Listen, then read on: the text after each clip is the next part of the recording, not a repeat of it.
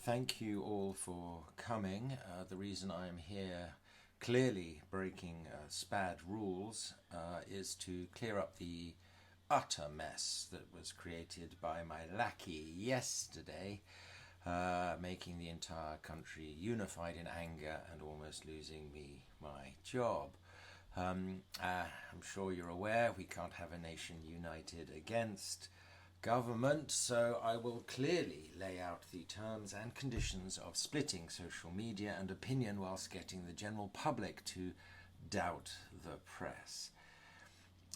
We need a nation infighting so that we can bury this story.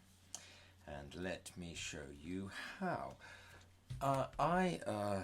I announced I would give a press conference at 4 p.m, getting the journalists here at 3:30 to sit for an hour in the hot sun with no toilet facilities. And then I will not mention my late arrival. That way, when questions come, they will be angry, bothered and uncomfortable and will come across badly, and it will seem that they are on a witch hunt. I will also make no mention of remorse or apologize, and that will then be the primary focus of any questions later. I also will come across as a put upon man, not used to speaking in public, even though there is clear evidence to the contrary. A father, I care, I am under attack by the mob, I can understand anger, me understand dad, best for the family, just a put upon guy in a tieless white shirt. Exceptional Penn and Teller misdirection. Why did I not do this sooner? Well, I had to be 100% sure there was no CCTV footage or photographic evidence to contradict what I am about to tell you. I am aware there is footage of me leaving number 10 at speed, and this can be explained by an emergency call from my wife, husband. I went home as any caring parent would and saw what could have been COVID in my own house, and thus exposing myself to this disease, and like any caring father went straight back to work at number 10 that afternoon in a clear breach of regulations.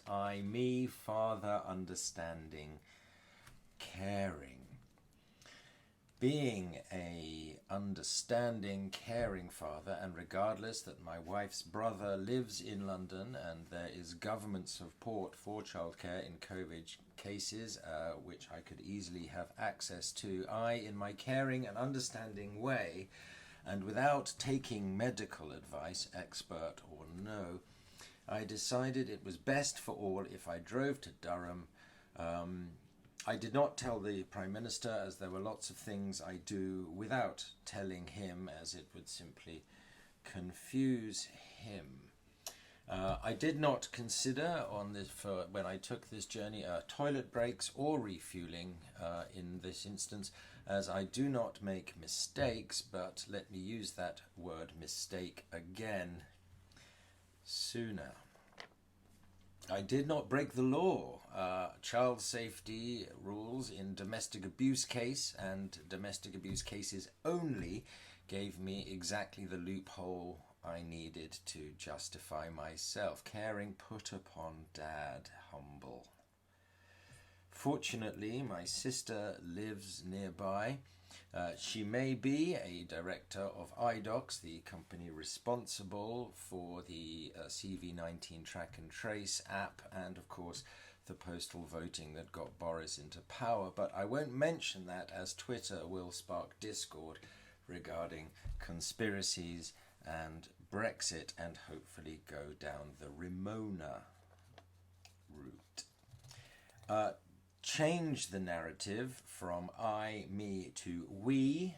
COVID, child, illness, wife, expert, medical advice, slight implication that the NHS does not give expert advice. Pièce de résistance. A statement so unfeasible that it will divide the nation. Half will think no one could make that up, so it must be true. Half will cry, bullshit, I understand. All focus will be on my eyesight test. So who will notice my wife's birthday on that same day? The location of GlaxoSmithKline at Barnard Castle, GSK, who 2 days later announced a government contract for vaccines. My wife never drove anywhere. Why, with all the government resources at my disposal, I cannot work from home? Why my wife and I, after letting my child go toilet caring father understand, decided to then play in the woods. These are all conspiracy theories, dividing Twitter, infighting, I'll be safe. Focus on eyesight, drop in media lies in the fake news Trump style, omitting that my wife and I wrote articles stating we were in London during our COVID experience, which now has turned out to be fake news. If questioned on this, I'll play Put Upon Howling Mob story, my house. Hot and bothered you must be now. Needing the loo, probably quite irritable and angry, so come then, give me your best questions. My parliamentary lackeys will have now tweeted support in the same style, and also in the way of Kaiser Soze, I shall now disappear and let my fall guys take the flak. One last thing.